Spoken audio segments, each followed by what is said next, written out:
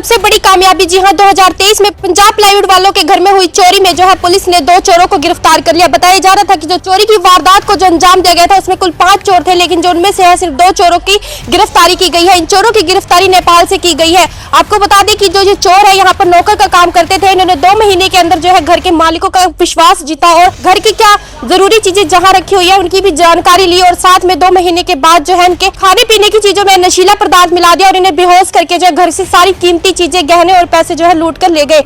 आपको बता दें कि इनमें कुल 5 लोग शामिल थे, जिनमें से 2 की जो है गिरफ्तारी कर ली गई है। आपको बता दें कि इनको परसों जो है गिरफ्तार किया गया था और न्यायालय में इनको प्रस्तुत करने के बाद जो है इन्हें 6 दिन की रिमांड पे लिया गया था और आज जो है इन्हें यहाँ निशानदेही के लिए लेके आया गया है। आपको पूरा मामला दिखाने का प्रयास करते हैं और क्या कुछ कहते हैं इंचार्ज वह भी आपको सुनवाते हैं। आप सभी से रिक्वेस्ट है कि वीडियो को शेयर करते रहिए और कमेंट में अपनी राय जरूर दें और ऐसी खबरों के लिए बने रहे आवाज हरियाणा न्यूज नेटवर्क के साथ। ये 13 जून 2023 का एक मैटर था पुराना, जिसमें एक लूट हुई थी यहीं इसी घर में। उस समय मैं CI 1 इंचार्ज था और ये एक यहाँ पर लड़का था नेपाल से, जिसका भरत नाम से जो यहाँ पर रह रहा था। उसने ये नाम भी गलत बताया हुआ था, भरत नाम से। वो नौकर बनकर यहाँ रह रहा था और लगभग उसने 2.5 महीने उस टाइम पर यहाँ घर पर काम किया था और काम करने के दौरान ही घर वालों का विश्वास जीत लिया और पूरे घर की जहाँ पर सामान रखते हैं सारी कुछ जानकारी उसने जुटाई। और ये एक योजना के तहत यहाँ पर आया था कि एक गैंग है कैलाली और अछाम डिस्ट्रिक्ट हैं नेपाल के अंदर, जो बहुत ज़्यादातर ऑपरेट करते हैं पूरे इंडिया के अंदर। ये नशीला पदार्थ घर के जो लोग होते हैं उनको खिला देते हैं और ये उसका परिणाम है कि जो हम सर्वेंट और टेनेंट रखते हैं बिना वेरिफिकेशन के, ये उसी का एक परिणाम है। तो ये पहले योजना बनाकर 4-5 लड़के ये यहाँ पर नौकर लगा था। 2.5 महीने के अंदर इसने पूरे घर की तहकीकात करके अच्छे से, और 13 तारीख की रात को ये मसला हुआ था कि लगभग 9:30-10 बजे के लगभग मालिक और मालकिन को दोनों को इसने मिल्क शेक के अंदर नशीला पदार्थ रसोई के अंदर मिलाकर वो इनको पिला दिया था।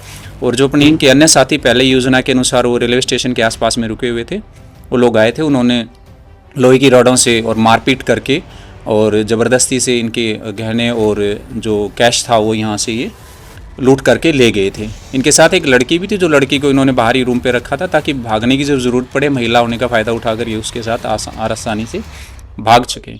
तो ये 2 ग्रुप में उस टाइम पे टोटल 5 लोग थे। 3 अलग हो गए थे, 2 अलग हो गए थे, 2 ग्रुप में ये लोग निकल गए थे। उस समय भी यमुनानगर पुलिस द्वारा काफ़ी इसमें प्रयास किया गया था, लेकिन सारे के सारे जो इसमें आरोपी हों नेपाल के होने के कारण और नेपाल भाग जाने के कारण ज़्यादा इन तक नहीं पहुंच पाए। और लगातार अभी 2.5 साल से मेरा इस पर निरंतर मैं इस पर काम कर रहा था, क्योंकि मेरे लिए भी एक ये चैलेंज था कि भी हमारे ज़िले में एक ऐसी वारदात हुई है और जितने भी बीच में कप्तान साहब आए, SP साहब, वो भी पुराने जो मैटर अनट्रेस मैटर उनको देखते रहते हैं।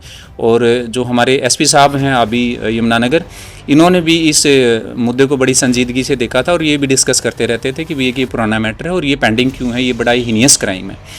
तो इसमें फिर 2.5 साल के प्रयास के बाद लगातार जितनी भी देश में ऐसी घटनाएं हुई हैं, हमारा एक सोशल मीडिया का प्लेटफॉर्म है पुलिस का, NPG के नाम से, नेशनल पुलिस ग्रुप, उस पर हम जुड़े हुए हैं और उन घटनाओं पर हम आपस में जो पुलिस वाले हैं अलग अलग स्टेट के, वो चर्चाएं करते रहते हैं। तो सारा डाटा जो हमने तैयार किया है मैंने, उन घटनाओं से, जहाँ भी ये घटना हुई, दिल्ली के अंदर हुई, लुधियाना के अंदर हुई है, बॉम्बे के अंदर हुई है, अभी हाल ही में थोड़ा टाइम पहले पुणे के अंदर हुई है, तो काफ़ी जगह ये घटनाएं थी। उन सभी घटनाओं का निष्कर्ष निकालकर उनसे डाटा इकट्ठा कर उनमें क्लू निकला था कि भी जो इस वारदात से संबंधित एक संदिग्ध लड़का जो यहाँ भरत नाम का नौकर बनकर रह रहा था, वो पुणे में आजकल है। तो उसी पर पहले भी मैं 2 बार इसमें पुणे गया हूँ। तो साहब ने जब SP साहब के साथ इसकी हमने डाटा शेयर किया, उनको बताई, तो एक SIT इसमें बनाई गई थी और SP साहब के कुशल नेतृत्व में और ASP साहब के दिशा निर्देशन में हमारी टीम पुणे गई। पुणे जाकर जब हमने वहाँ जांच पड़ताल की तो ये लड़का हमें वहाँ मिल गया था। अब शक्ल में 2.5 साल के अंदर काफ़ी चेंज आ चुका है। संदिग्ध था हमारे लिए और उस टाइम हमारे पास कोई ऐसी एविडेंस नहीं थी, तो इससे पूछताछ की तो इसने सिरे से खारिज कर दी। और ये इतना कॉन्फिडेंट था, इसने ये कहा कि मैं उन पीड़ित जो है उनके आमने सामने होने के लिए तैयार हूँ, मैं कभी गया ही नहीं हरियाणा।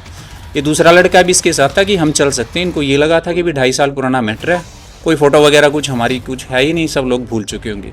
और ये ऐसे हमारे साथ आए तो इनको परसों अरेस्ट किया गया था और कल माननीय न्यायालय में पेश करके इनका 6 दिन का पुलिस रिमांड लिया गया है। इनके 3 साथी और हैं जिनको गिरफ्तार किया जाना है, तीनों वो भी नेपाल बेस्ड हैं।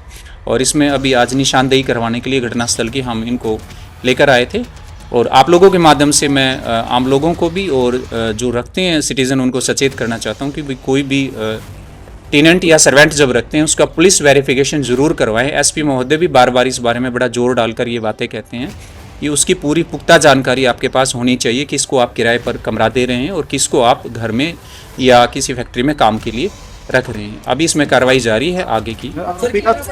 लाखों की लूट थी, तो कुछ रिकवरी भी हुई अब तक सर?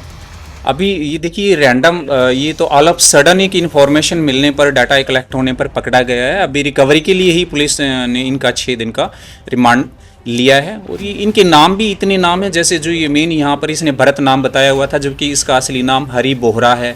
इसने हरीश भी नाम अपना रखा हुआ है, हेमू सरकार भी नाम रखा हुआ है, भरत भी नाम रखा हुआ है, काफ़ी सारे इसने अपने ऐसे बदल बदल के नाम रखे हुए। और ये छदम नाम से ही, और ये नेपाल से आते हैं, अपना अलग नाम रखते हैं, कहीं भी ऐसे ही नौकरी पर लगे। ये पूरी एक पुलिस का, यमुनानगर पुलिस का पूरा एक ये ज्वाइंट एक मिशन है। हमारा कोई भी केस पेंडिंग होता है तो ये नहीं है कि एक व्यक्तिगत विशेष की कोई उपलब्धि होती है, हमारी पूरी यमुनानगर की। और ये मैं सबसे बड़ी उपलब्धि कहूँगा हमारे एसपी साहब की, जिन्होंने हमारे ऊपर भरोसा किया, दोबारा इसमें SIT बनाई और हमें सभी संसाधन देकर और हमें बाहर भी जाने की इजाज़त दी। और मेरे लिए ये केस एक ज़िद था, क्योंकि ये मेरे टाइम का पेंडिंग केस था, तो मुझे इस पे एक जुनून आप कह सकते हैं, मुझे एक ज़िद थी कि यमुनानगर पुलिस के लिए कि भाई ये कि स्टिग्मा टाइप मुझे महसूस होता था। मैंने लगातार इस पे डाटा का एनालिसिस किया है और ये 2.5 साल की मेहनत है, परिणाम आप लोगों के सामने। सर रोपे के खिलाफ पहले भी तो मामले दर्ज हैं। इनमें जो अभी तक हमारे पास पूछताछ में आया है, ये पहली बार पकड़े गए हैं। और हम काफ़ी संदिग्ध इनकी घटनाएं, इनकी मूवमेंट के साथ जहाँ जहाँ ये लोग रहे हैं इंडिया के अंदर, हम वहाँ की पुलिस से तालमेल करके पता करा रहे हैं कि वहाँ अगर इस टाइप की कोई वारदात है तो उनके साथ इनकी फ़ोटो CCTV पुरानी वो शेयर करेंगे। और वो हम अभी इन्वेस्टिगेशन में डाटा एनालिसिस कर रहे हैं। बाकी के आरोपी कितनी जल्दी पुलिस कस्टडी में होंगे सर, महिला सर? क्या लगता है सर? इस बारे में अभी कुछ नहीं कहा जा सकता, लेकिन मैं आपको एक प्रॉमिस ज़रूर करता हूँ कि वो भी सलाखों के पीछे होंगे। जी धन्यवाद।